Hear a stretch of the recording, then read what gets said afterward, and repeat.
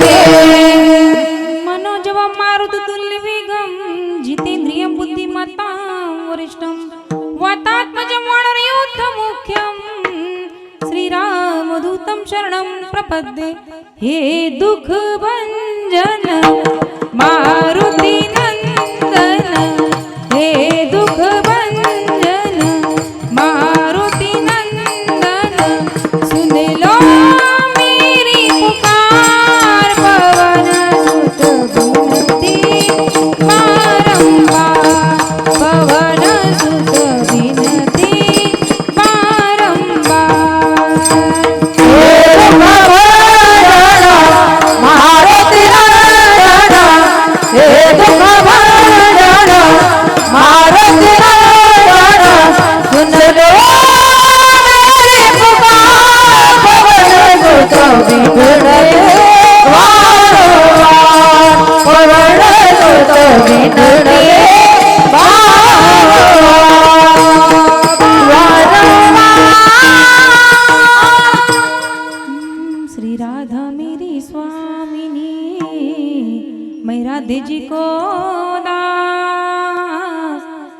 जन्म जन्म दी जो मोहे वृंदावन को बासरी राधे वृंदावन को बास विठ्ठल विठ्ठल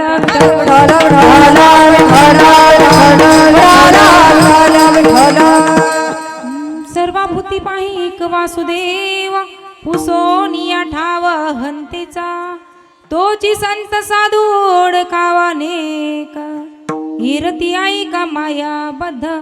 प्रस्तुत प्राप्त प्रसंगी कीर्तन रूपी सेवेसाठी निवडलेला अभंग. पंढरपूर निवासी ज्यांना पंजाबच्या गुमान प्रांतामध्ये भगवान म्हणतात असे भगवंताचे लाडके भक्त संत शिरोमणी नामदेवराय यांचा 5 चरणांचा उत्कृष्ट असा अभंग आजच्या सेवेसाठी आपण निवडलेला आहे. विठ्ठल विठ्ठल.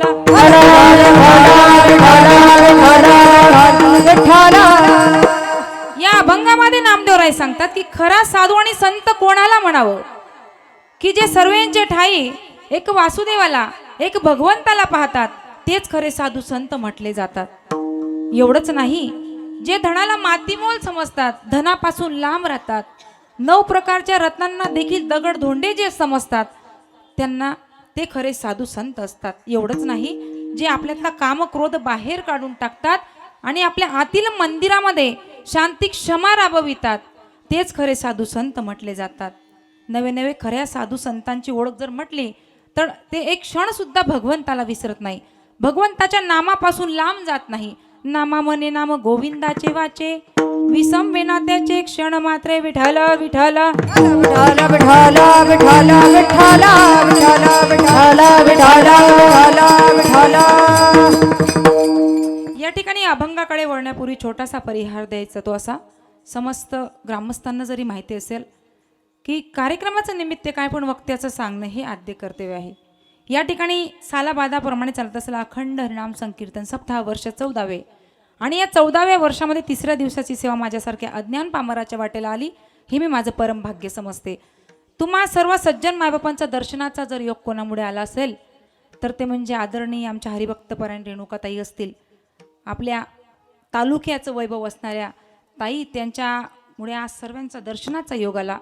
खरंच ताईंचे मनापासून आभार व्यक्त करेल, कारण ताईंनी जर इकडे बोलवलं नसतं तर तुमचे चेहरे मला बघायला मिळाले नसते. तुमचे चेहरे मी बघून घेतले पण तुम्ही मला कधी बघितलेलं जरा नवीन आहे ना. इकडे मला मराठी जमत, तोडकी मोडकी बोलते बरं का, सांभाळून घ्या, कारण आमच्याकडे अहिराणी भाषा बोलतात आणि मी पूर्ण कीर्तन अहिराणीमध्येच करते. तुम्हाला कळेल का? चालेल, थोडी थोडी मराठी बोलेल मी. ताईंचे मनापासून आभार व्यक्त करते. या ठिकाणी सप्ताहाचं आयोजन नियोजन ज्यांनी केलं आहे माऊली गुरुदेव महिला सेवा समिती व समस्त महिला भजनी मंडळ चिखली, सर्वच कार्यकर्ते मंडळी, महिला मंडळ, पुरुष मंडळ जे असतील सर्वांचे त्या ठिकाणी मनापासून आभार व्यक्त करते. या ठिकाणी गायनासाठी उत्तम अशी साथ ज्यांची आहे अशा हरिभक्तपरायण आमच्या शिवनंदाताई असतील. ताई, तुमचं नाव ऐकलं पाचोरा तालुक्यात तुम्ही आले आहे. ताई, या ठिकाणी गायनासाठी उत्तम अशी साथ ताईंची आहे, ताईंचे देखील मनापासून आभार व्यक्त करते. या ठिकाणी गायनासाठी उत्तम अशी साथ ज्यांची आहे हरिभक्तीपरायण द्वारकाताई असतील, ताईंचे देखील मनापासून आभार व्यक्त करते. या ठिकाणी आता 7 दिवस गावातील महिला भजनी मंडळ सर्वांचे मनापासून आभार व्यक्त करते. आमच्या विनेकरी आजी असतील, या वयात बघा आजी त्या ठिकाणी सुंदर पावली खेळून विना त्या ठिकाणी हातात 2 तास धरून उभ्या राहतात. यांच्या वयामध्ये आपण गेल्यानंतर आपलं काही खरं नाही बरं का.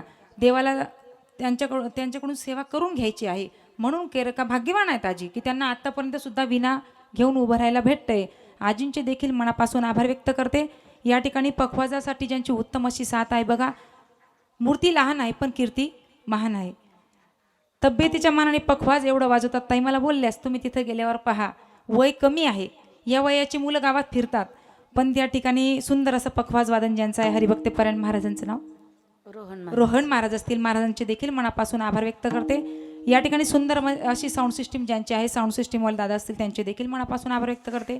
या ठिकाणी शूटिंग लाईव्ह या ठिकाणी विदर्भ वारकरी सेवा यांच्याकडून देखील त्यांचे देखील मनापासून आभार व्यक्त करते. मला इकडचे नावं काही जास्त माहीत नाही, एकदा आली जर परत येत गेली तर नावं सुद्धा पाठ होतील. या ठिकाणी ज्येष्ठ श्रेष्ठ मंडळी, खाली बसलेली मंडळी, खुर्चीवर बसलेली मंडळी, सगळ्यांची नावं मला माहीत नाही. माझ्यासोबत या ठिकाणी आमचे आदरणीय रवी सर देखील आलेले आहेत पाचोऱ्याहून, आमचे काकाश्री आले आहेत, विद्यार्थी काही आणले नाही. कारण मी पाहिलं की भरपूर या ठिकाणी आणि असं वातावरण मला कुठे बघायला भेटलं. कारण माझं काम कीर्तन करणं नाही, माझं काम आहे अनाथ लेकरं सांभाळणं. पण ताईंनी मला इथं उभं राहण्याची संधी दिली, म्हणून ताईंचे त्या ठिकाणी मनापासून आभार व्यक्त करते आणि तोडकी मोडकी सेवा तुमच्या समोर मांडण्याचा प्रयत्न करते. विठ्ठल विठ्ठल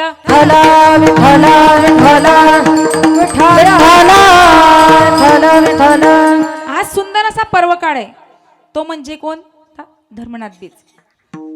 धर्मनाथ बीज देखील आज आहे आणि योग माझा की धर्मनाथ बीजेला या ठिकाणी येण्याचा योग आला. बघा, ज्यावेळेस गुरु मच्छिंद्रनाथ आणि गुरु गोरक्षनाथ हे प्रयागराज क्षेत्रावर गेले, तिथं गेल्यानंतर अनेक लोक त्यांच्याकडे पाहू लागले. आता त्यांचा पोशाख जरा वेगळा होता म्हणून त्यांच्याकडे ते बघू लागले आणि ते कोणाला काही विचारायला गेले की त्यांची भाषा काही त्यांना कळत नव्हती. कारण त्यांची भाषा जरा वेगळी होती. त्यांची भाषा वेगळी असल्यामुळे कळत नव्हतं. इकडे मच्छिंद्रनाथांनी गोरक्षनाथांना सांगितलं की गोरक्षा, आपल्याला खाण्यासाठी काहीतरी आण.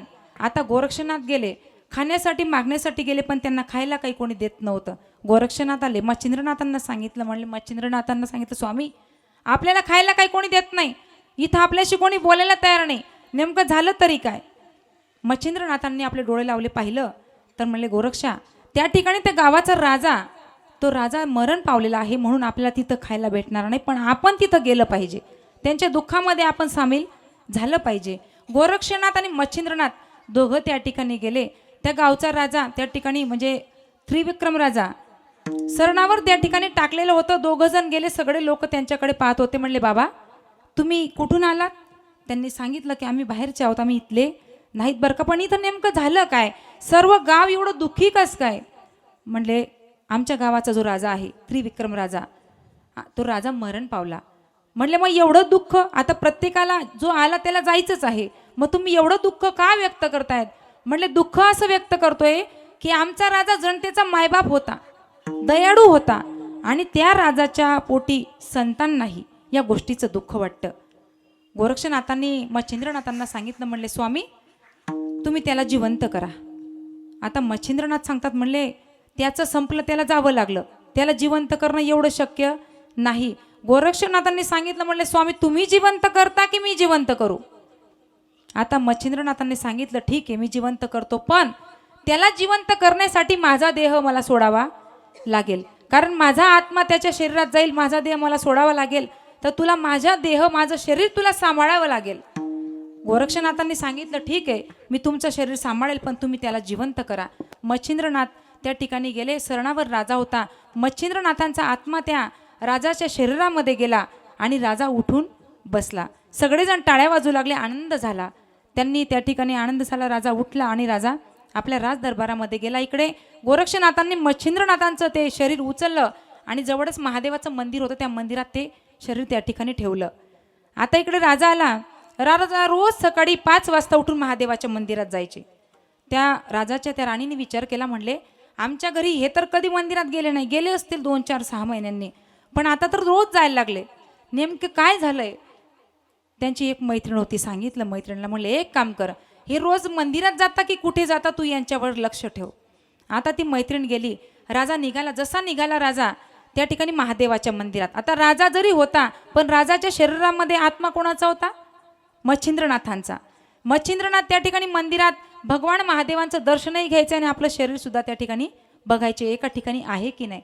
त्या राणीच्या मैत्रिणीने सांगितलं, तिथं गेल्यावर पाहिलं आणि घरी जाऊन सांगते, म्हणले राणी त्रिविक्रम राजा जिवंत नाही बरं का, फक्त शरीर आहे.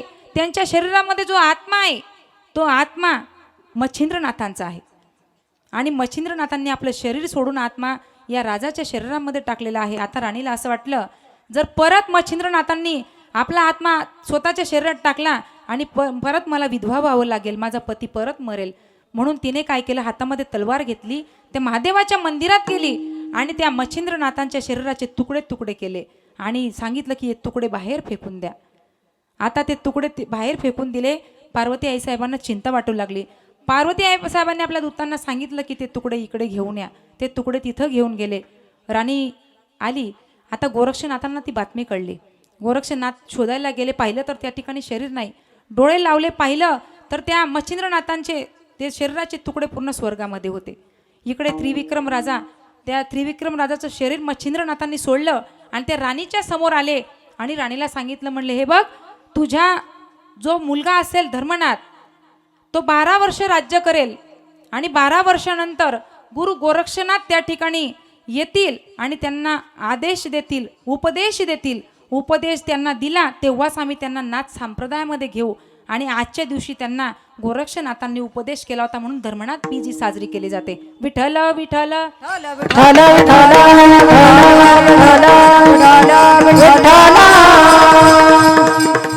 या ठिकाणी अभंग नामदेवरायांचा आहे. मग तुम्ही म्हणणार कोण नामदेवराय? ज्यांच्या हाताने साक्षात भगवंत जेवत होते ते नामदेवराय, ज्यांच्याशी भगवंत बोलत होते ते नामदेवराय. एकदा पंढरपूरच्या वाळवंटामध्ये सर्व संत मांडियाळी बसली आणि त्यांच्यामध्ये चर्चा सुरू झाली. त्यांची चर्चा अशी होती की ह्या वर्षी कपाशीला भावच नाही आला, या वर्षी कांद्याला भावच नाही आला. आपल्याकडे कोणतं पीक असतं? सोयाबीन. मग तुम्ही म्हणाल की यावर्षी सोयाबीनला भावच नाही आला. पण संतांची चर्चा अशी असते का? त्या ठिकाणी संतांची चर्चा विषय तो त्यांचा त्यांचा त्यांचा झाला नारायण, विषय तो त्यांचा त्यांचा त्यांचा झाला नारायण, विषय तो त्यांचा त्यांचा झाला नारायण, विषय तो त्यांचा त्यांचा त्यांचा झाला नारायण, विषय तो त्यांचा त्यांचा त्यांचा झाला नारायण, विषय तो त्यांचा त्यांचा त्यांचा झाला नारायण, विषय तो त्यांचा त्यांचा त्यांचा झाला नारायण, विषय तो त्यांचा त्यांचा झाला नारायण, नावडे जनाधान माता पिता, जनाधान माता पिता, जनाधान माता पिता,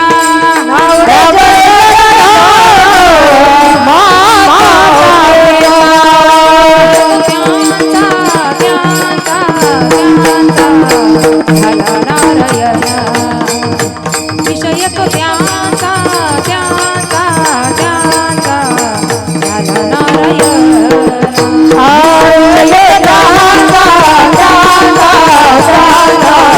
झाला नारायण, विषय तो त्यांचा त्यांचा त्यांचा झाला नारायण, झाला नारायण, नारायण. संतांची चर्चा ही देवाविषयी असते. पण तुम्ही आम्ही जर एका ठिकाणी बसलो तर आपण देवाविषयी कधी गप्पा गोष्टी करतो का? नाही ना. आपण इकडच्या तिकडच्या गोष्टी करतो. एका ठिकाणी आलो म्हणजे आपण देवाविषयी कधी बोलत नाही.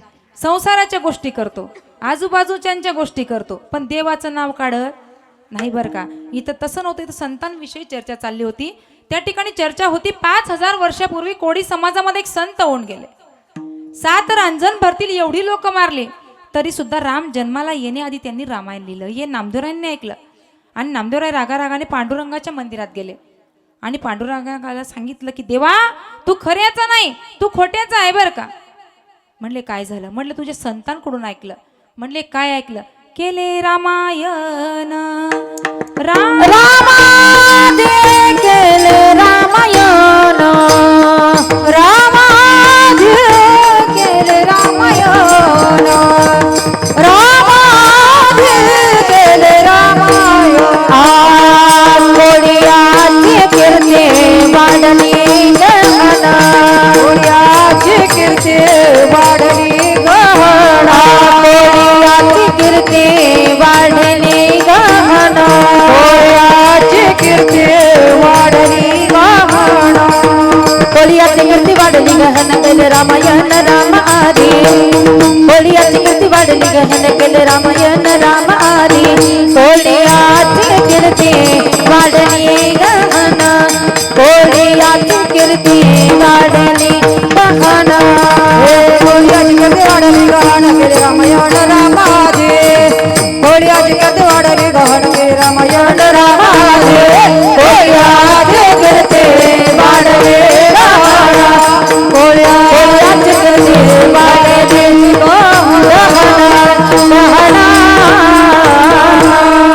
नामदेवराय सांगतात म्हणले देवा त्या कोळी समाजाच्या संतांनी एवढा उत्पात मातवला तरी तू त्याचा ऐकतोस. म्हणले नामा तुला नेमकं म्हणायचं काय. त्यावेळेस नामदेवराय सांगतात शतकोटी तुझे करीन अभंग शतकोटी तुझे करीन अभंग म्हणे पांडुरंग ऐक नामा म्हणे पांडुरंग ऐक नामा. या ठिकाणी नामदेवराय सांगतात देवा 100 कोटी अभंग मी त्या ठिकाणी लिहिल्याशिवाय राहणार नाही. भगवंताने सांगितलं म्हणले नामा महर्षी वाल्मिकींच्या वेळेस 1000 वर्षाचं आयुष्य होतं. आता किती आहे तुम्ही सांगतात ना. नरदेह दुर्लभ जाना नरदेह दुर्लभ जाना नरदेह दुर्लभ जाना नरदेह दुर्लभ जाना शतवर्षाची गणना रे शतवर्षाची गणना शतवर्षाची गणना रे शतवर्षाची गणना त्यामध्ये दुःख यातना रे त्यामध्ये दुःख यातना त्यामध्ये दुःख यातना रे त्यामध्ये दुःख यातना तुम्ही आठवा मधुसूदना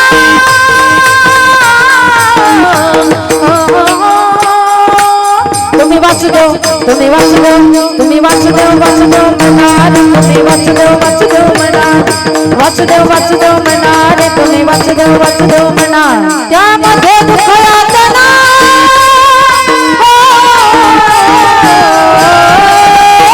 तुम्ही वासुदेव वासुदेव म्हणा तुम्ही वासुदेव वासुदेव म्हणा तुम्ही वासुदेव वासुदेव म्हणा रे तुम्ही वासुदेव वासुदेव म्हणा वासुदेव म्हणा. भगवंताने सांगितलं म्हणले नामा आता फक्त 100 वर्षाचं आयुष्य आहे आणि एवढ्या ते शक्य होणार नाही म्हणून तू तुझी शपथ मागे घे. पण नामदेवराय हट्टी होते ऐकायला तयार नव्हते.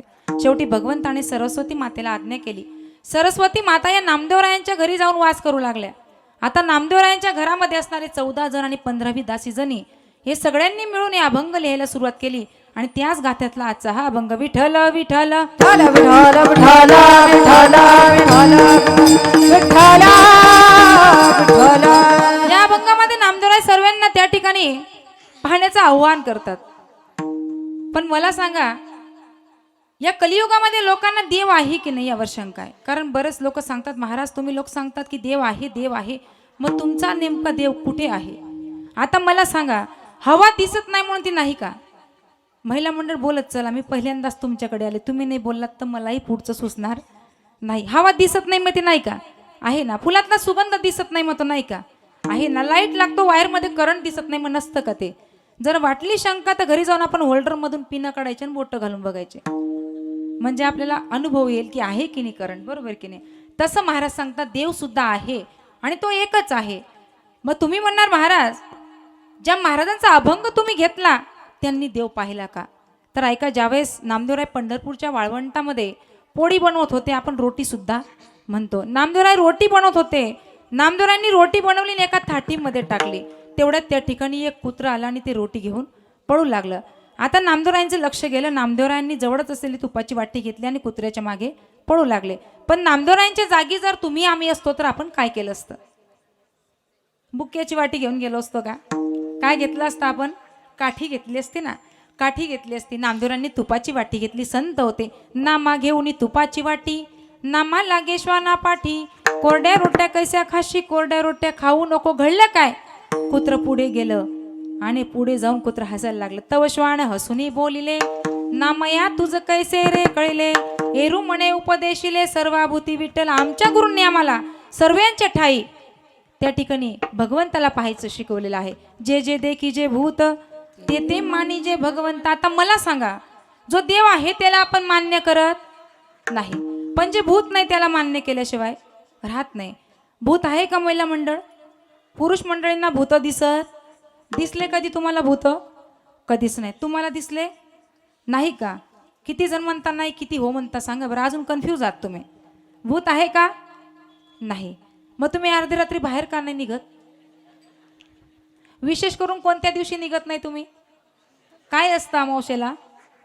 भूत. किती वाजता? कोणी कोणी पाहिलं? जो देव आहे त्याला मान्य करत नाही, पण जे भूत नाही त्याला मान्य करतो. बघा, प्रत्येक जण महिला मंडळ आपण म्हणतो भूत दिसला. असं कधी कोणी म्हटलं का देव दिसला? नाही ना. मग देव तुम्हाला का नाही दिसत? भूत दिसतं, देव दिसत. एवढंच नाही तर आपल्याला ते भूतांचं देवी अंगात येणं ह्या गोष्टी आपण डोक्यात आजही घालून ठेवल्या आहे. आणि विशेष म्हणून आपला पर्वकाळ असतो. कोणता असतो बरं का तो वर्षातून? नवरात्रीचा का? आपल्याकडे पण आहे का? मला असं वाटलं आमच्याकडे नवरात्रीमध्ये खूप चालतं बरं का. नवरात्रीचं जाऊ दे, आजचाच विषय मी ताईंना दाखवलं. ते खरं आहे की नाही मला माहीत नाही, पण खूप लोकांचा त्या ठिकाणी महिला मंडळ, आपला बऱ्याच जणांचा विश्वास आहे आजही. भूतावर विश्वास आहे किंवा देव अंगात येतो हा सुद्धा विश्वास आहे. पण मला नाही वाटत देव आपल्या अंगात येईल, कारण अजून आपली तेवढी पात्रता नाही. एवढं जप-तप आपण केलेलं नाही की देव आपल्यापर्यंत येईल, बरोबर की नाही. जरा माझं बोलणं साधं आहे बरं का, कारण मला इकडची भाषा येत नाही. तुम्हाला कळते ना मी बोलते तर? हां, चांगली गोष्ट आहे. म्हणजे ताई ऐराणी शिकून जातील बरं का ताई, ऐराणी शिकून जातील. आपण 1 तास जास्त करू कार्यक्रम, पण मी ऐराणी शिकूनच जाईल तुम्हाला. कधी आमच्या परिसरात आले तर तुम्हाला टेन्शन येणार नाही. आमच्याकडे असं आहे, नवरात्रीमध्ये खूप देव्या येतात. नवरात्रीचा पर्व काळ असतो. नवरात्रीमध्ये देव्या येतात आणि त्या देव्या त्या ठिकाणी मंदिरात जास्त येतात गेल्यावर, घरी नाही बरं का. बघा, नवरात्रीमध्ये आपण सगळेजण उपवास करतो, करतात ना तुम्ही पण? सगळे उपवास करतो. 8 दिवसा अगोदर माणसामागे कटकट लागते. अहो, माझा उपवास आहे बरं का, माझे उपवास आहेत बरं का. आता तुम्ही एक काम करा, मग 9 दिवसाच्या 9 रंगाच्या साड्या आणा. मागतो ना आपण? मला सांगा, आता देवी मातेला वेळ होता का एवढा 9 दिवस 9 रंगाच्या साड्या घालायला? ती बिचारी तिकडे युद्ध करत होती, पण आपण नवऱ्याशी युद्ध करतो साड्या घेण्यासाठी. आता 9 दिवसात 9 रंगाच्या साड्या घालण्यापेक्षा मला तरी असं वाटतं आपला अंतरंग बदला. 9 रंगाच्या साड्या घालण्याची गरज पडणार. देवी माता तरी सुद्धा तुमच्यावर प्रसन्न होईल. विनाकारण घरात वाद घालून फायदा नाही बरं का. तेच जाऊ द्या, अंधश्रद्धा एवढी आपण धरून बसलोय की कर्णी कवटाळू सुद्धा आपण विश्वास ठेवतो. बघा, भूत वगैरे काही नाही, कर्णी कवटाळ काही नसतं. फक्त एकच काम करा, करा रे बापांनो साधन हरीचे, करा रे बापांनो साधन हरीचे, करा रे बापांनो साधन हरीचे, करा रे बापांनो साधन हरीचे. धनी करानीचे करो नका, धनी करानीचे करो नका, करा रे बापांनो साधन हरीचे, करा रे बापांनो साधन हरीचे.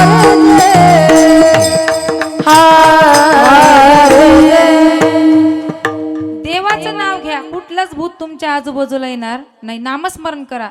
माणसामध्ये देवाला पाहायचं शिका, पशु पक्ष्यांमध्ये देवाला पाहायचं शिका. पण पशु पक्ष्यांमध्ये देवाला पाहण्याची ताकद फक्त माझ्या संतांमध्ये होती. बघा, नाथ महाराजांचं सुंदर उदाहरण आहे. ज्यावेळेस नाथ महाराज रामेश्वरवरनं कावडीने पाणी घेऊन काशी विश्वनाथांच्या दर्शनाला येत होते, 1000 किलोमीटरवर चालून आले. चालत चालत जवळच मंदिर, समोरच मंदिर होतं. बाजूला एक पाण्या वाचून तळफळणारं गाढव त्या ठिकाणी दिसलं आणि नाथ महाराजांनी आपला रस्ता वळवला. त्या गाढवाजवळ जाऊन बसले.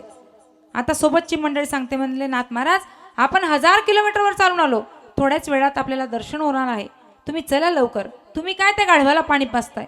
पण नाथ महाराज सांगतात, म्हणले, बाबांनो, तुम्हाला जरी ते गाढव दिसत असेल, पण त्या गाढवामध्ये मला साक्षात काशी विश्वनाथ दिसतायत.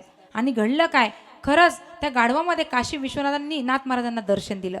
कुत्र्यामध्ये देव आहे की नाही माहीत नाही, पण कुत्र्यामध्ये देव पाण्याची ताकद माझ्या नामदेवरायांमध्ये होती आणि गाढवामध्ये काशी विश्वनाथ पाण्याची ताकद माझ्या नाथ महाराजांमध्ये होती. सर्वांच्या ठाई देवाला पाण्याची ताकद फक्त माझ्या संतांमध्ये आहे.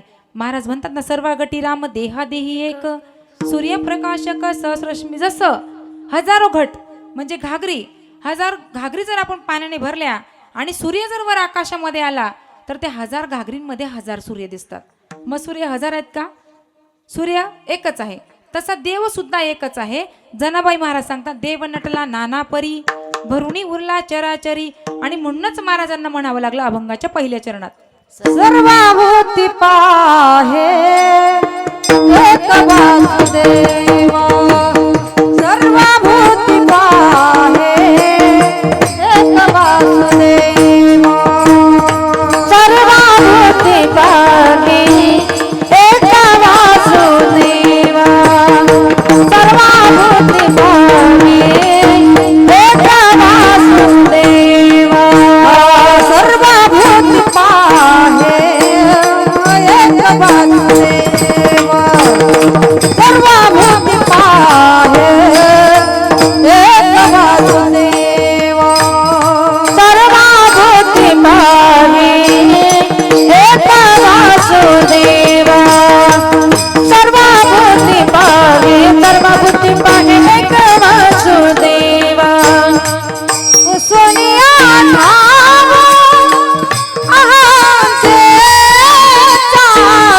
सोनिया धावा अहंतेचा, तुझे संत जागो ओळखावा म्हणे, तुझे संत जागो ओळखावा म्हणे, सोनिया धावा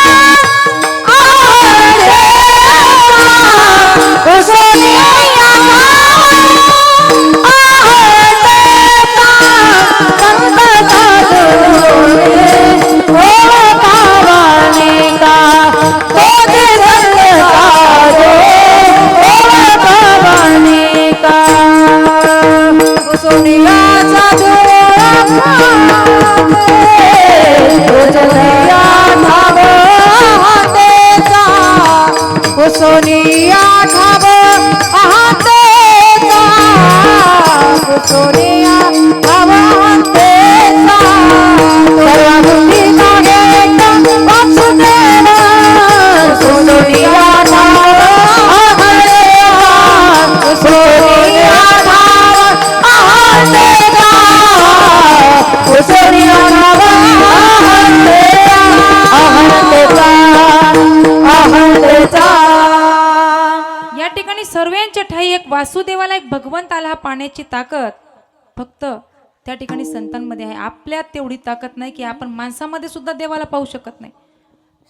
ते जाऊ द्या, जन्म देणाऱ्या आई वडिलांमध्ये सुद्धा आपण देवाला पाहू शकत नाही. आता बघा, तुम्ही सर्वजण या ठिकाणी जाणकार मंडळी आहात, बरोबर की नाही? मला सांगा बरं का, एवढे जण इथं बसलेत, पुरुष मंडळींना प्रश्न विचारेल, रोज सकाळी उठल्या उठल्या आपल्या आई वडिलांचं दर्शन कोण कोण घेतं बरं का? आता यांचे आईवडील इकडे नाहीत म्हणून यांचा प्रश्न येत नाही, पण तुमचे आईवडील इथंच आहात, बरोबर की नाही? मग तुम्ही घेतात का कधी आईवडिलांचं दर्शन सकाळी? नाही. तुमचे आईवडील इकडे नाहीत ना, मग तुम्हाला सासू सासरे नाहीत का? आहेत ना.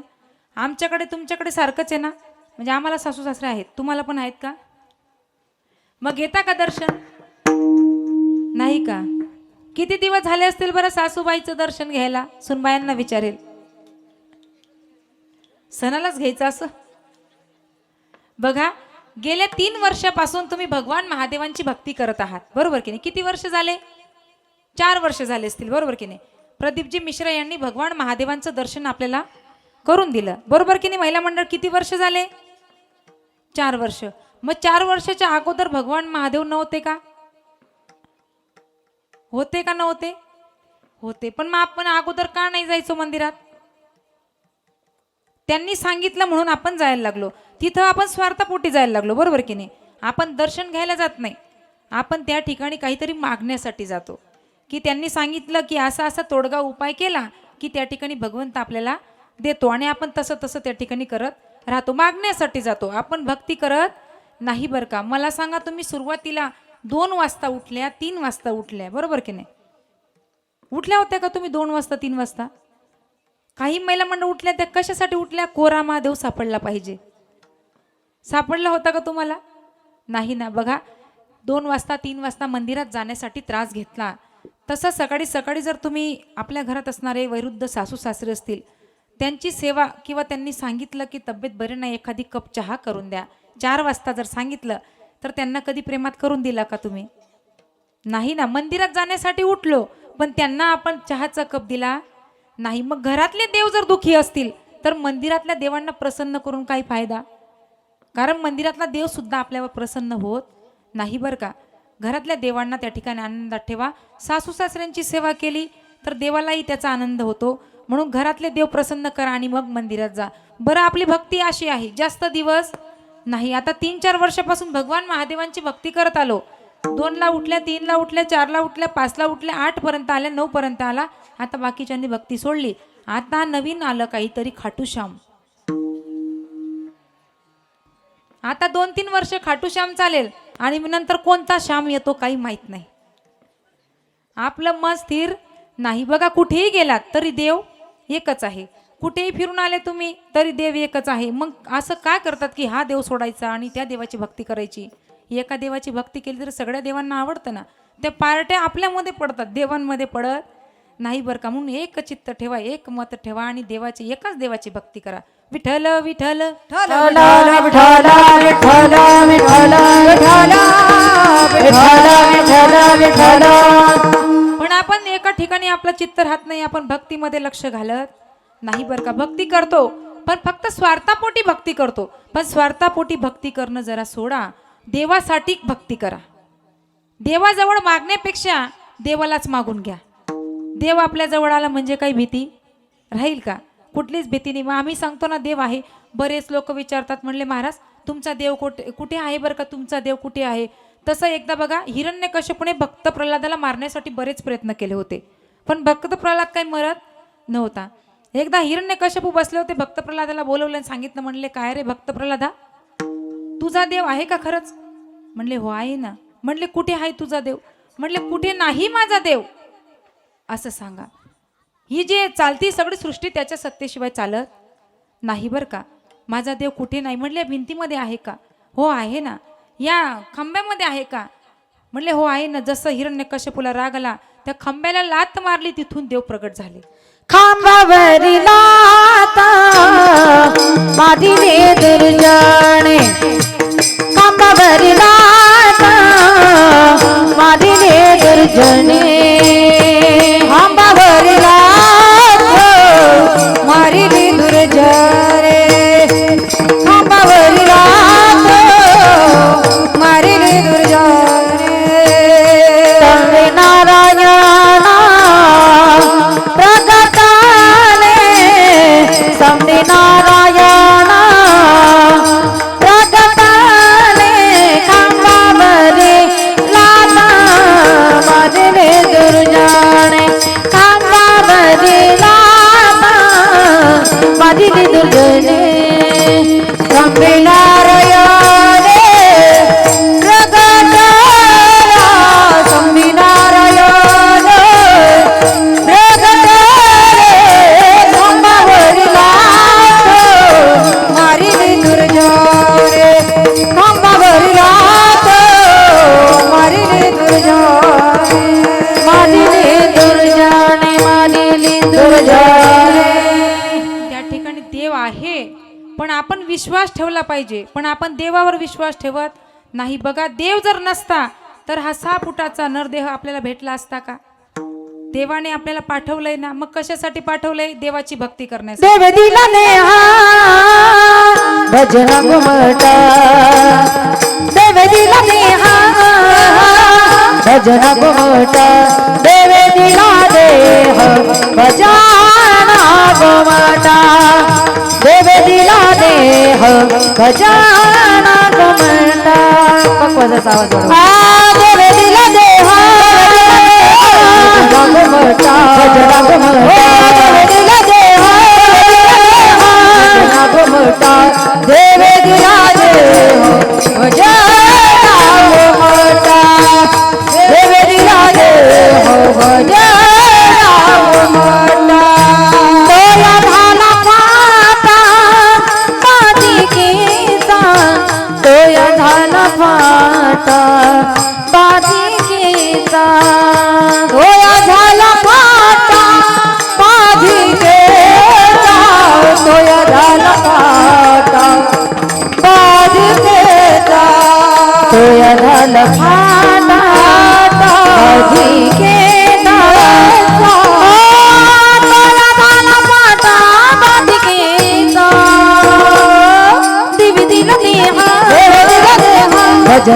घुमटा देवे दिला देह गजरा घुमटा देवे दिला देह बजाना घुमटा देवे दिला देह बजाना घुमटा देवे दिला देह घुमटा गजरा घुमटा दिला देह घुमटा देवे दिला देह बजाना घुमटा देवे दिला देह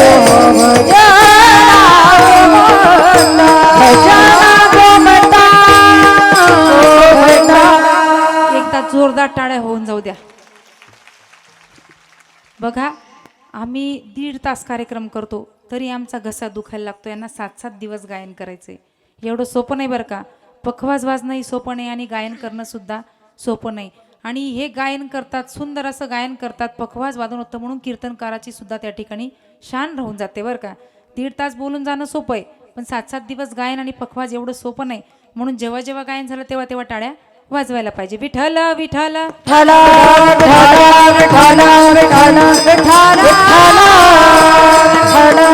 हा 6 फुटाचा जो नरदेह दिलाय बघा, 2 हात दिले चांगल्या ठिकाणी दान धर्म करण्यासाठी, बरोबर की नाही. चांगल्या ठिकाणी दान धर्म करण्यासाठी हात दिले, 2 डोळे दिले चांगलं पाहण्यासाठी, 2 कान दिले चांगलं ऐकण्यासाठी, पण त्याचा उपयोग आपण चांगल्यासाठी करत नाही बरं का. बघा, एखाद्या ठिकाणी तर समजून घे, इथं कार्यक्रम चाललाय, तिकडनं 5-7 महिला येत आहे आणि एखादी महिला जेवायला बसली. आता त्या महिला मंडळाने आवाज दिला, चल ग ताई कार्यक्रम सुरू झाला, चल लवकर. ही म्हणते, थांब ना ग बाई, मला जेवण तर करू दे, सांगते ना रागात. पण हीच महिला जर तुमच्या बाजूच्या गल्लीत जर जोरदार भांडण चालू असेल तरी जेवण करता करता पडेल भांडण्यासाठी. का? भांडण सुरुवात झाली कशी ते तिला बघायचं असतं. पण देवासाठी येईल का? नाही. 2 पाय दिलेत आळंदी पंढरीची वारी करण्यासाठी, पण आपण जात नाही बरं का. मग जेव्हा आपलं वय निघून जातं, म्हातारपणी वाटतं की आपण जायला पाहिजे. 2 कान जे चांगले ऐकण्यासाठी दिले बघा, जर कान दिले नसते देवाने तर कोरोनाच्या काळामध्ये मास्क अडकवायला आपल्याला खोट्या ठोकाव्या लागल्या असत्या. देवाने सगळे अवयव विचारपूर्वक दिले, म्हणून त्याचा सुद्धा आपण त्या देवाचे आभार मानले पाहिजे. पण देवाचे आभार मानत नाही आपण, काय म्हणतो, माझं माझं माझं म्हणतो, बरोबर की नाही. हे माझे हात, माझे डोळे, आपलं काहीच नाही इथे. आपल्याला देवाने पाठवलंय, ॲग्रीमेंट करून पाठवलंय, थोडे दिवस पाठवले. ज्यावेळेस त्याचा मिस कॉल आला त्यावेळेस जावं लागेल. बघा, आमच्याकडे ऐरणी म्हण आहे, उनी बुचकी आणि गया फुचकी, ते तुम्हाला कळली असेल, बरोबर की नाही. समजलं काय बोलणं? अटॅक येतो ना, त्याला काय टाईम लागतो का? मिस कॉल सारखं आलं की गेलं, त्याला वेळ लागत नाही. म्हणून जेवढे दिवस आहे तेवढे दिवस देवाचे आभार माना. देवाने पाठवलं जेवढे दिवस, भाड्याची खोली नाही, त्याने बोलवलं तेव्हा खाली करावी लागेल, बरोबर की नाही. म्हणून माझं माझं सोडा. प्रत्येक स्त्रिया स्वतःवर गर्व करतात, हे माझं ते माझं. बघा, कबीर महाराज सुंदर सांगतात की एका बाईला तिच्या पतीने नथ आणली. आता नथ आणली म्हणून ती गावभर सांगत सुटली महिला मंडळाला. आता महिला मंडळ आपलं कामच असतं, आपल्या घरात 10 रुपयाची वस्तू आली की दुसऱ्याच्या घरात आग लावणं. माझ्या नवऱ्याने साडी आणली म्हणजे दुसरीच्या घरीत भांडण घालतात, बरोबर की नाही. तसं या बाईने गल्लीमध्ये सगळ्यांना दाखवायला सुरुवात केली की माझ्या नवऱ्याने नथ आणली. आता नवऱ्याने नथ आणली हे कौतुक केलं. कबीर महाराज सांगतात ना, नथनी दिनी यारने चिंतन बारंबार, नाक दिया करतारने उसको दिया बिसार कबीरा, उसको दिया बिसार. ज्याने नथनी आणली त्याचं कौतुक केलं, पण ज्याने नाक दिलं त्याचं कौतुक केलं नाही. आता ज्याने नाकच दिलं नसतं त्याने तर नथनी कुठून घातली असते नाकात? सांगा बरं का. जरा कमी अधिक जरी झालं तरी आपल्याला किती राग येतो. देवा मी काय पाप केलं होतं, तिचं किती छान नाक आहे, माझं का बरं असं. पण त्याला माहिती होतं ही आगाऊ आहे, हिला इथंच थांबवलेलं बरं. म्हणून त्याला माहिती होतं की आपलं नाव कधी घेणार नाही, म्हणून त्याने तिथंच तुमचं काम करून ठेवलं. असं करू नका. हे हात आहेत ना, बांगड्या आणल्या नवऱ्याने, तर नवऱ्याचं कौतुक नका करू, देवाचं करा. देवाने सुंदर हात दिले म्हणून नवऱ्याने बांगड्या आणल्या, बरोबर की. देवाचं नाव घेत चला, देवाचं नाव घेत चला. आपण काय करतो, 1-2 दिवस मंदिरात गेलो की आपल्याला असं वाटतं आपण जे मागितलं ते देवाने दिलं पाहिजे, बरोबर की नाही. आता संत काय वेळे होते का आयुष्यभर देवाची भक्ती करायला? वेळे होते का? नाही ना. शबरी मातेने 1000 वर्ष त्या ठिकाणी तप केलं. कशासाठी केलं? बघा, ज्यावेळेस शबरी मातेचा विवाह ठरला आणि तिच्या वडिलांनी त्या ठिकाणी असे बोकड बांधलेले होते. शबरी मातेने विचारलं, म्हणले बाबा हे काय आहे? म्हणले बेटा तुझं लग्न आहे आणि तुझ्या लग्नामध्ये हे पाहुण्या रावण्यांना पंगत देण्यासाठी आहे. कारण त्यांना ही पंगत दिली तर ते आपल्या घरी आनंदात लग्न पार पाडतील. बऱ्याच गावांना आपल्याकडे नसावं, इकडे संप्रदाय जास्त आहे, आमच्याकडे नाही बरं का एवढं. आमच्याकडे शोधून माळकरी कधी म्हणजे एका गावात 10-5 सापडतील, पण इकडे चांगलं आहे. असं आहे लग्नामध्ये आमच्याकडे अशी पद्धत आहे, ज्याच्या घरी खोके त्यांच्या घरी बेवड्यांना वके असं म्हणतात. आयरणी भाषा बरं का. आयरणीमध्ये सांगू का, जेना घर खोका त्यान घर बेवडे असले वका. जास्ती बोलणार नाही कारण तुम्हाला ते कळणार. म्हणजे ज्याच्या घरी दारूच्या बाटल्या आल्या त्याच्या घरी दारुडे जातात नाचायला बरं का लग्नात. तसं त्यांनी सांगितलं. शबरी माता म्हणे माझ्या लग्नासाठी आणि एवढे जीव घालवायचे नाही जमणार. विचार केला. रात्री निघाल्या शबरी माता जंगलामध्ये, त्या ठिकाणी निघून गेल्या. ऋषींचा आश्रम होता, त्या आश्रमाजवळ एक जवळ झाड होतं, त्या झाडावर जाऊन बसल्या. म्हणले मला आता घरी जायचं नाही, मला लग्न करायचं नाही. तिथं झाडावर बसल्या. पाहिलं ते ऋषी रात्री झोपले की शबरी माता खाली उतरायच्या आणि त्या ऋषींच्या कुटियाच्या समोर सडा सारवण करायच्या. आता सडा सारवण करण्यासाठी काही झाडू नव्हता, हाताने झाडायच्या, सारवण देखील करायच्या. ऋषी रोज उठले की म्हणायचे इथं कोण एवढी स्वच्छता करून जातं, कोण सडा सारवण करतं. त्यांनी लक्ष ठेवलं आणि एके दिवशी शबरी माता सडा सारवण करताना ऋषीने त्यांना त्या ठिकाणी येऊन सांगितलं. म्हणले ए बाई कोण तू? शबरी माता घाबरल्या. मग शबरी मातेने सांगितलं, सगळं सांगितलं. मी भिल्ल समाजाची आहे आणि माझ्या लग्नामध्ये त्या ठिकाणी जर जीव जात असतील ते मला मान्य नव्हतं, म्हणून मी लग्न सोडून इकडे येऊन गेले. आता मला फक्त भगवंताची भक्ती करायची आहे, नामस्मरण करायचं आहे. ऋषींनी सांगितलं ठीक आहे. ऋषींनी बाजूलाच राहण्याची व्यवस्था करून दिली. शबरी माता तिथं राहू लागल्या.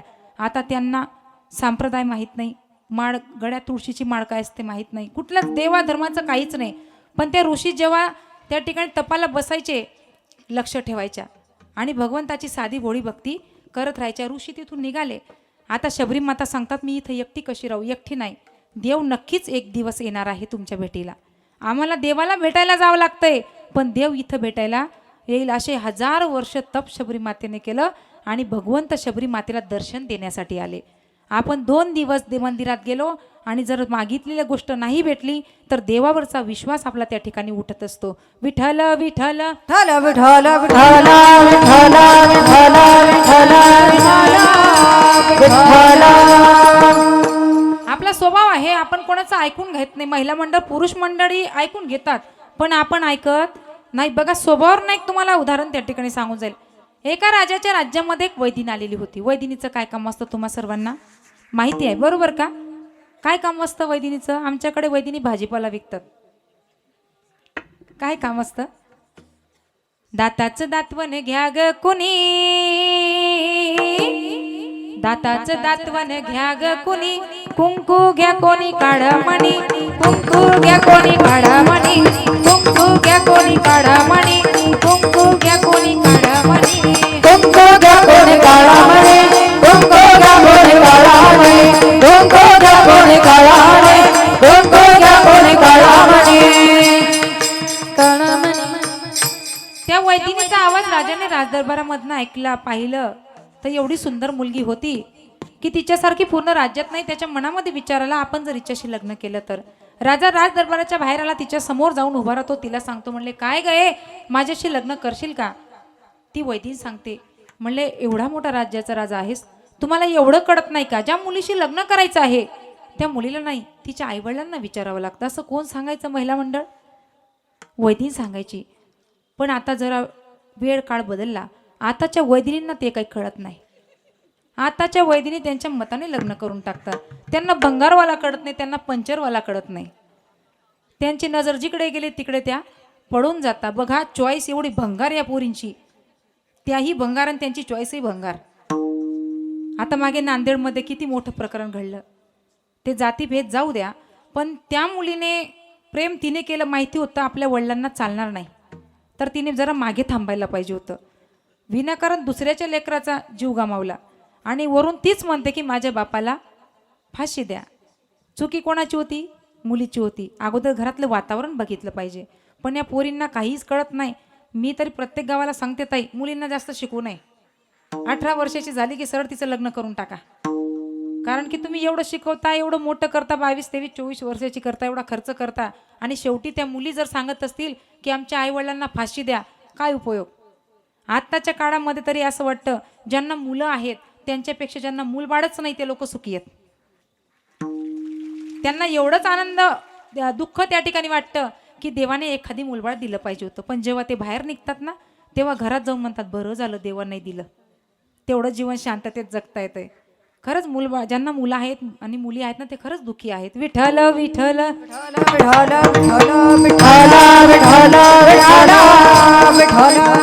वैदिकने सांगितलं, राजाने सांगितलं, ठीक आहे तुझ्या बापाला विचारतो. तिच्या बापाकडे गेला, म्हणले बाबा तुमचा व्यवसाय काय मला माहिती आहे, पण तुमची मुलगी मला आवडलेली आहे, तिच्याशी मला लग्न करायचं आहे. आता वैदिनीच्या बापाने विचार केला, आपण काही राजाकडे गेलो नाही, राजाच आपल्याकडे आला. पण वैदिनीच्या बापाला जरा बाहेरचं वातावरण माहीत नव्हतं की राजाकडे एवढी संपत्ती आहे, आपण सुद्धा अर्धी संपत्ती मागायला पाहिजे.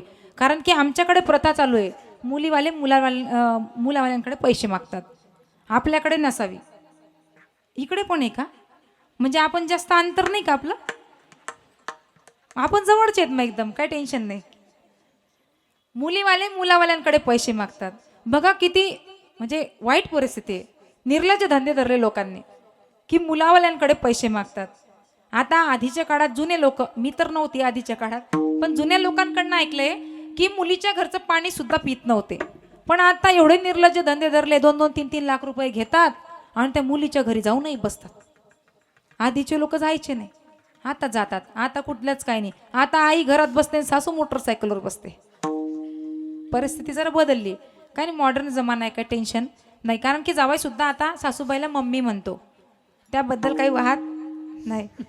बघा या ठिकाणी त्या वैदिनीच्या बापाने काहीच मागितलं नाही, होकार दिला. आता वेळ कमी असल्यामुळे जरा धावतं घेते आणि एखाद्या वेळेस तुम्हाला वाटेल ताई कीर्तन करायला आली का गप्पा मारायला आली.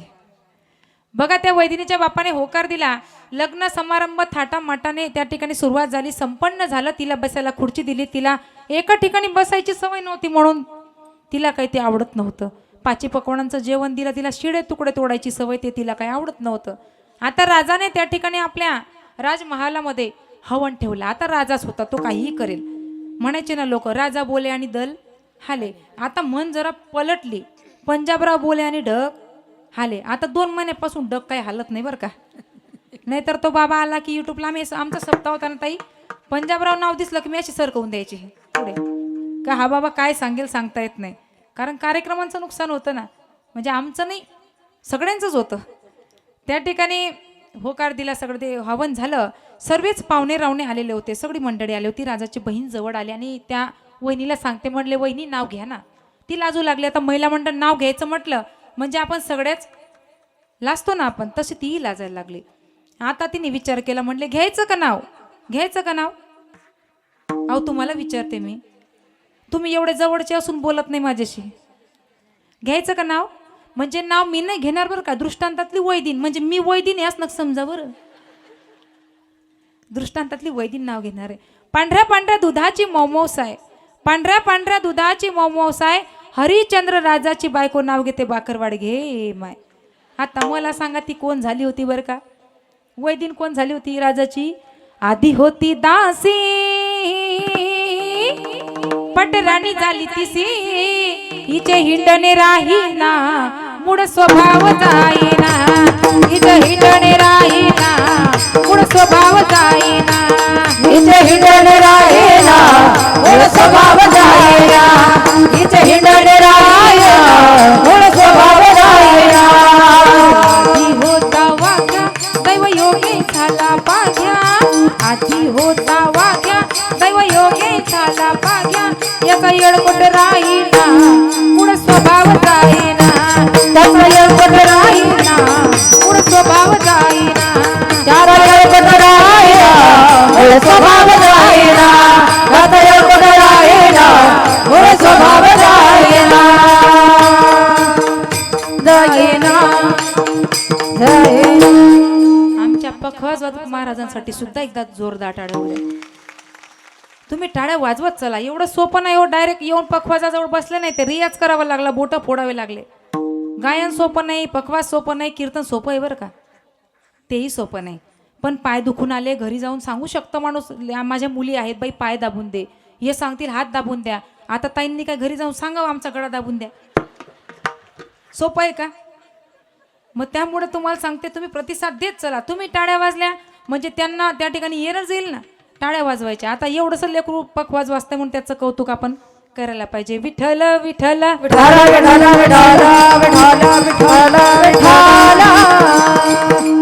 बघा स्वभाव आपला कसा आहे माहिती का, बोखरू सारखा आहे. तुमच्याकडे बोखरू आहेत का? नसतील तुमच्याकडे. बोखरू राहिले असतं तर एवढा मोठा सप्ताह झाला असता का? कारण बोखरूला किती काटे असतात, किती काटे असतात बोखरूला, म्हणजे याचा अर्थ तुमच्याकडे बोखरू 3 काटे असतात. कसाही फेकला तरी 1 काटा. तसे बरेच लोक असतात बरं का, बरेच लोक असतात. कार्यक्रम करायचं म्हटलं की साथ तर देत नाही पण मागे ओढायचं काम करता. पण ताई तुम्ही भाग्यवान आहात की तुम्हाला सगळ्यांचा सपोर्ट आहे. कारण सपोर्ट असल्याशिवाय, आणि तुम्ही सुद्धा भाग्यवान आहात की मी हा जो अभंग घेतला मी ताईंकडे बघूनच घेतला. शांती क्षमा शांती, खूप शांती, खूप म्हणजे गोड स्वभाव त्या ठिकाणी. ताईंना साथ आहे, ताईंचीही तुम्हाला साथ आहे म्हणून हा एवढं मोठं नियोजन झालं. बऱ्याच ठिकाणी लोक असे असतात ना, एवढं नियोजन होऊ नये, हा तिथं असंच होतं, तिथं हेच झालं, तिथं कीर्तनकाराला कीर्तन जमलं नाही, गायनाचार्यांना गायनचं मुद्दाम काहीतरी काड्या करत असतात. पण या ठिकाणी खूप छान त्या ठिकाणी वातावरण आहे, सुंदर वातावरण आहे. सगळेच लोक तुम्ही चांगले आहेत. बोकरू सगळे आमच्याकडे पाठवून दिले आहेत. विठ्ठल विठ्ठल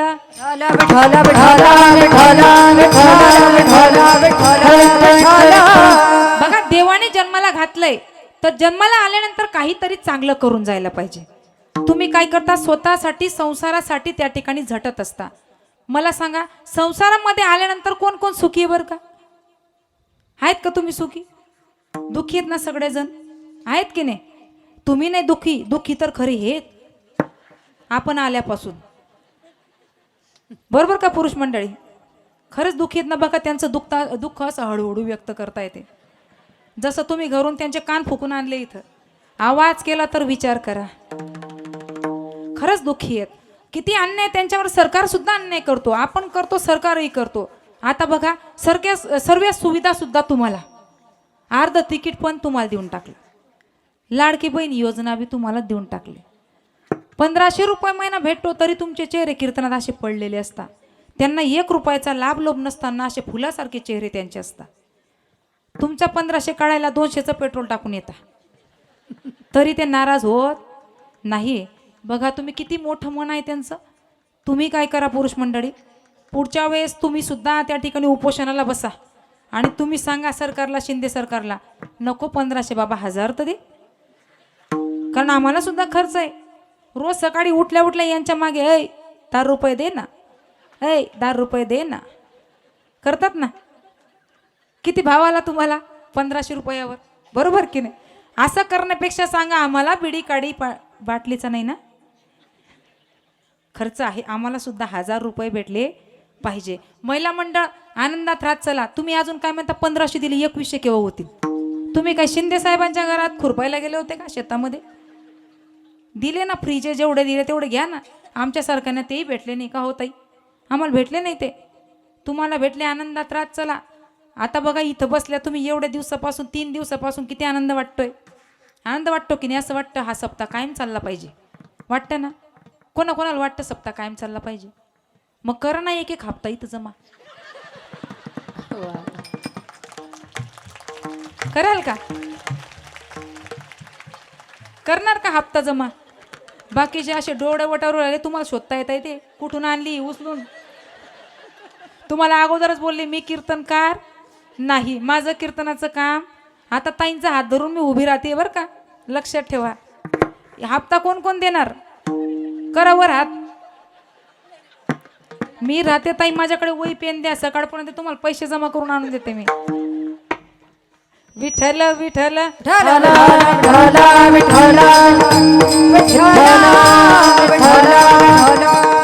टेन्शन घेऊ नका, मी थांबायला काही या ठिकाणी मलाही वेळ नाही आणि पैसे मागणारही नाही. देव तुम्हाला बुद्धी देईल. तुम्ही इथं अवश्य 1-1 हप्ता देणार. तुम्ही जर हप्ता दिला नाही पुढच्या वर्षापर्यंत तुमचा हप्ता बंद. असं होणार नाही. थोडं थोडं का ना पण मदत करत चला. या देवा धर्मामध्ये हातभार लावला पाहिजे. तो पैसा काही आपल्या कष्टाचा नाही. त्याच्यातून 500-500 जरी दिले तरी सुद्धा हातभार लागून जातो. बघा, संसारासाठी कितीही कमवलं तरी अपूर्णच आहे. मला सांगा, तुम्ही वरती गेल्यानंतर सोबत कोणी काही देणार आहे का? कोणीच काही देत नाही. बघा आजीबाई, तुम्ही गेल्या ना, वेळ दिली जाईल, चला चला आता म्हातारीला बाहेर काढा, बाहेर काढा. म्हातारीला बाहेर काढतात, आंघोळीची तयारी करतात. आंघोळ झाली की त्या किरडीवर टाकलं जातं. लगेच सगळे म्हणतात, चला म्हातारीचे लुगडे आणा बाहेर, म्हातारीचे कपडे आणा बाहेर, म्हातारीचं तपकीरचं डबा आणा, गोड्या औषधी आणा, सगळं आणा आणि म्हातारीचे दागिने काढून घरात ठेवा. आता लुगड्यांमध्ये कपड्यांमध्ये म्हातारी येते, पण दागिन्यात येत दिलं का तुमच्या सोबत?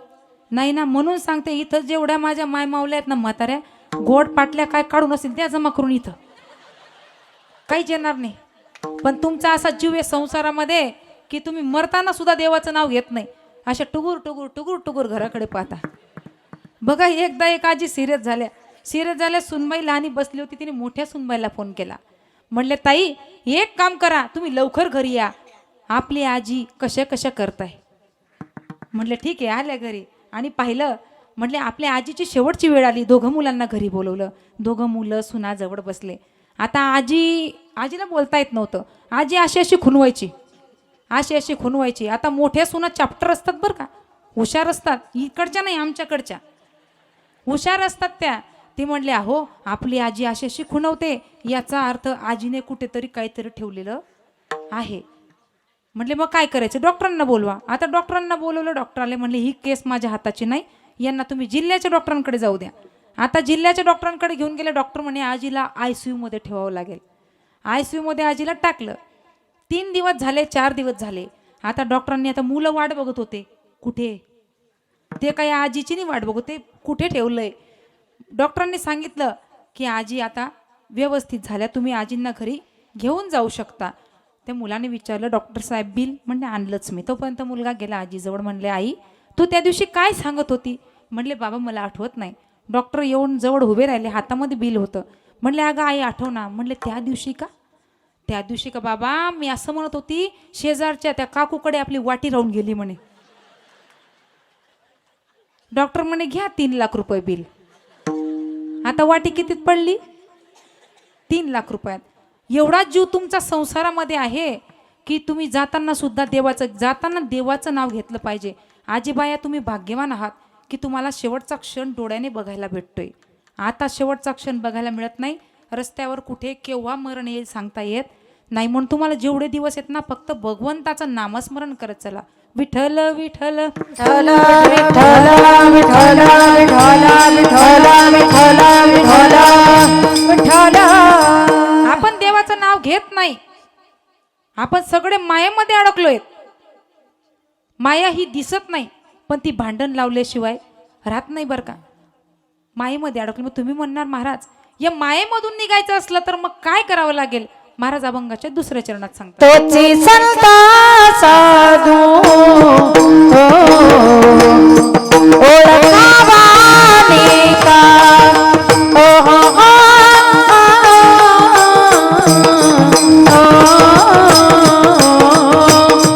तोची संता साधू ओळखावाने का तोची संता साधू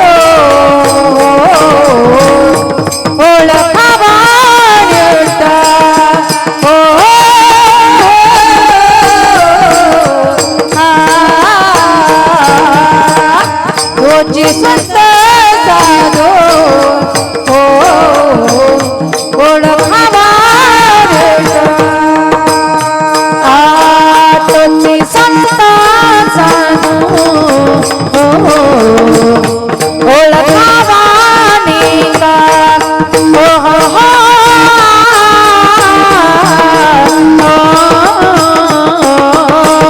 तोची संता साधू ओळखावाने का तोची संता साधू ओळखावाने का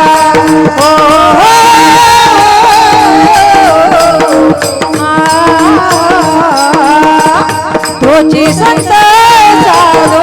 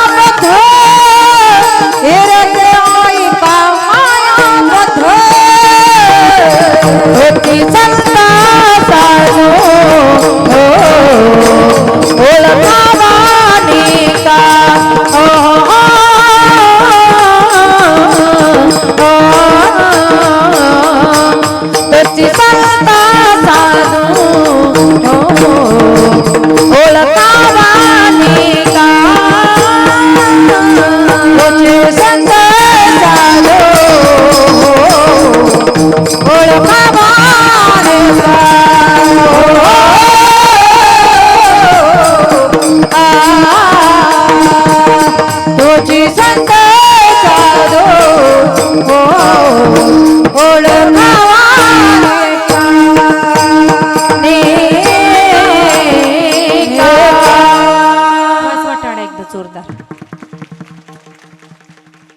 आता रोज वाजवायच्या बरं का टाळ्या, कारण टाळ्या सुद्धा आपण कुठे वाजतो? धर्ममंडपात वाजतो, बरोबर की नाही? घरात तर काही आपण टाळ्या वाजवत फिरत नाही ना, कारण की योग्य वेळेस जिथं योग्य जागा आहे तिथंच, म्हणून टाळ्या वाजवायला पाहिजे. या निमित्ताने तुमचंही नामस्मरण होतं, बरोबर की नाही? मुखाने टाळे वाजवत चला आणि हाताने, बरोबर का? चुकलं का माझं काही? जेव्हा जेव्हा भजन झालं तेव्हा तेव्हा टाळी वाजली पाहिजे. मग आता एकदा परत सगळ्यांनी वर हात करा. केले सगळ्यांनी वर हात? कस काय तुमच्या तब्येती वगैरे चांगले?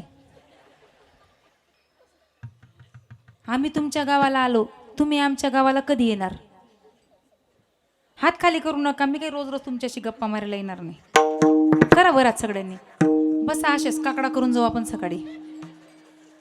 विठोबार रखुमाई ठोकार रखुमाई विठोबार रखुमाई ठोकार रखुमाई ठोकार रखुमाई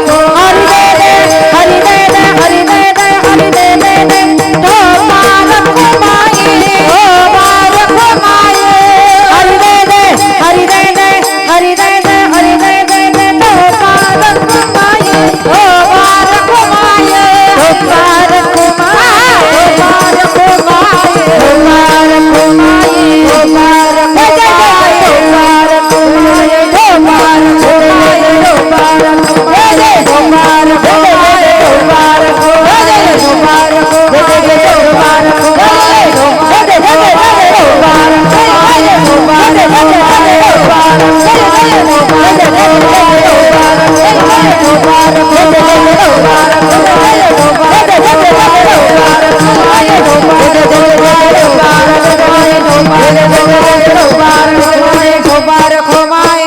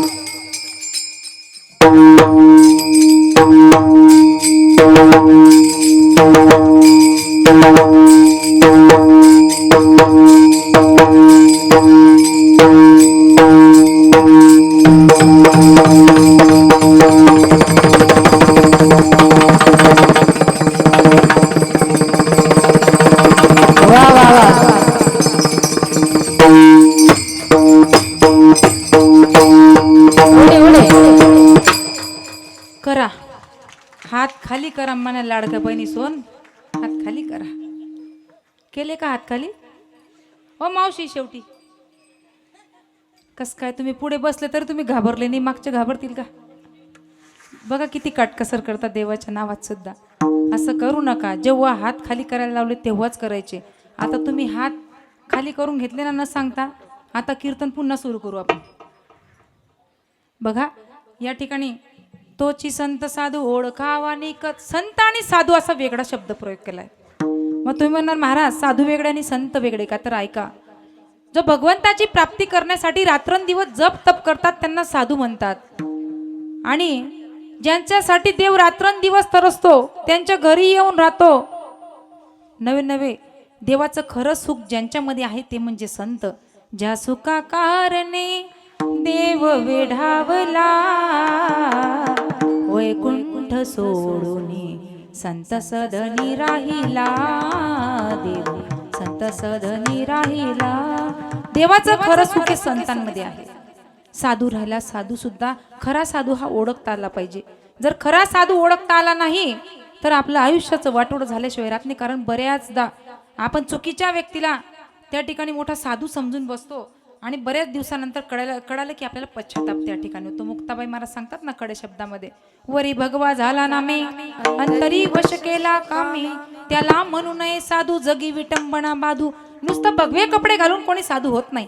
भगव्या रंगाचे कुत्रे सुद्धा फिरतात, मग काय ते साधू आहेत का? अंगाला राख लावून गाढवं सुद्धा फिरतात, मग काय ते साधू झाले का? महाराज म्हणतात या कलियुगामध्ये साधू थोर आहेत. साधू थोर जाणा, साधू थोर जाणा, साधू थोर जाणा कलियुगी. ज्यांनी आपल्या जीवनातला सहा धुवून टाकला ते खरे साधू. जे कारण झाले गांजले दासी माने तो फुले, तोची साधू देवा ते दीनानामा. जे कारण झाले गांजले दासी माने तो फुले, तोची साधू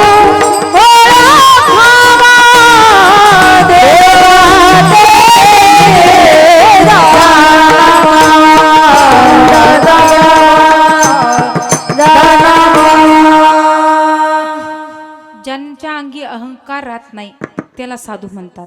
ज्यांना धनाचा लोभ राहत नाही त्यांना साधू म्हणतात. न विनाकारण फक्त अंगावर सोंग डोंग घेऊन फिरणारे साधू नसतात बरं का. आपण कोणालाही त्या ठिकाणी डोक्यावर घेऊन फिरतो, चुकीच्या लोकांना डोक्यावर घेऊन फिरतो, नंतर पश्चाताप वाटतो की आपण चुकीच्या लोकांवर विश्वास ठेवला. मग अशा लोकांवर विश्वास ठेवण्यापेक्षा मला तरी असं वाटतं देवावर विश्वास ठेवला पाहिजे. कारण देवापेक्षा मोठं कोणी नाही बरं का. देवासाठी आपलं आयुष्य आपण घालवलं पाहिजे. छोटंसं आयुष्य दिलंय देवाने, अनमोल असं आयुष्य दिलंय. या आयुष्यामध्ये येऊन देवाची भक्ती करायला पाहिजे. कारण आपण वर गेल्यानंतर देव आपल्याला असं नाही विचारणार की तुम्ही किती बंगले बांधले, तुम्ही किती शेतीबाड्या केल्या, हे नाही विचारणार. वरती गेल्यावर देव एकच विचारेल, आपला कर्माचा हिशोब त्या ठिकाणी आपल्याला द्यावा लागेल. महाराज सांगतात ना, केले कर्म झाले त्याची भोगाले, केले कर्म झाले त्याची भोगाली, केले कर्म त्याची भोगाले, केले कर्म झाले त्याची भोगाले. हो केले कर्म झाले त्याची भोगाले, हो केले कर्म झाले, केले कर्म झाले भोगाले, केले कर्म झाले त्याची भोगाले, केले कर्म झाले भोगाले. उपदल मेले ऐसे किती उपदल मेले, ऐसे किती उपदल मेले, ऐसे किती उपदल मेले, ऐसे किती. हरिमुखी गाता हर पदी दिलदार, हरिमुखी गाता हर पदी दिलदार, हरिमुखी गाता आधा पाले दिलदार, हरिमुखी गाता आधा पाले दिलदार.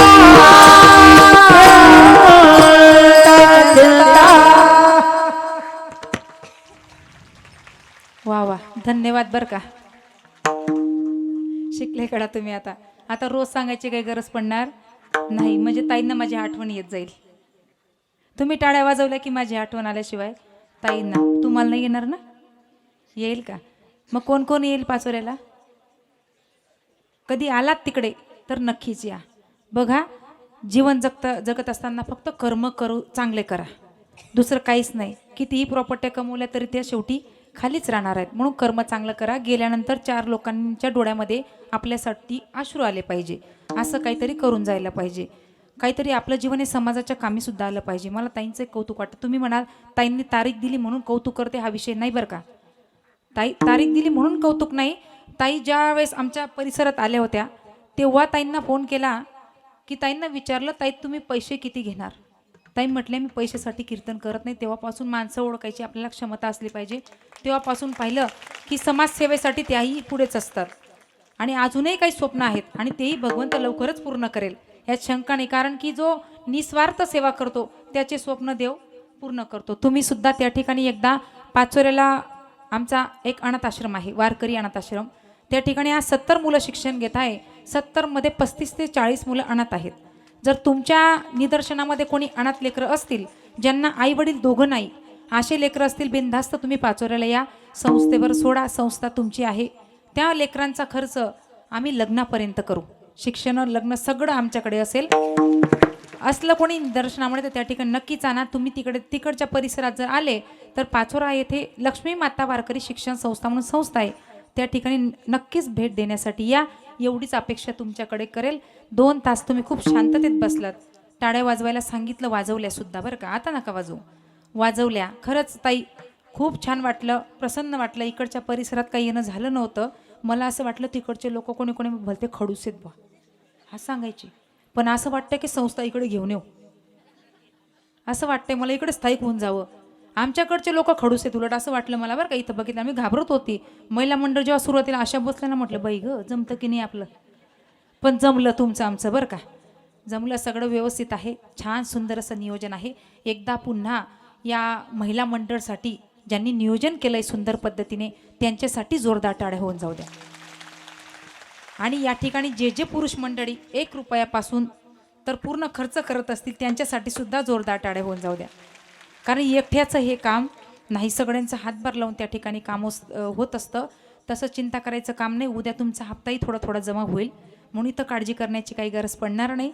बघा बोलता बोलता आपली वेळ झाली. सगळ्यांचे मनापासून आभार व्यक्त करते आणि या ठिकाणी कार्यक्रमाला पूर्णविराम. ज्ञानेश्वर माऊली ज्ञानराज माऊली ज्ञानेश्वर माऊली ज्ञानराज माऊली तुकाराम. ज्ञानेश्वर माऊली ज्ञानराज माऊली तुकाराम. ज्ञानेश्वर माऊली ज्ञानराज माऊली तुकाराम. ज्ञानेश्वर माऊली ज्ञानराज माऊली तुकाराम. ज्ञानेश्वर माऊली ज्ञानराज माऊली तुकाराम. विठ्ठल विठ्ठल जय जय विठ्ठल जय विठ्ठल जय जय विठ्ठल जय विठ्ठल जय जय विठ्ठल. बोलिले रे बोले वेळे वापरे उत्तरे करा जमा करा महाराज आणि चारिला अधिकार मी आपला रामा करा महाराज तुम्ही तुका म्हणे ज्ञानेश्वरा करा क्षमा करा महाराज तुम्ही. 2 मिनिटं फक्त सर्वांनी शांतता बाळगायची आहे. ताईने एवढं कौतुक केलं तर मला असं वाटतं की आपण शिस्तीचा भंग करू नये. आपण आपले त्या ठिकाणी शिस्त दाखवून द्यावी आणि तुम्ही दररोज दाखवत आहात. अगदी 2 मिनिटासाठी सर्वांनी शांत बसावं.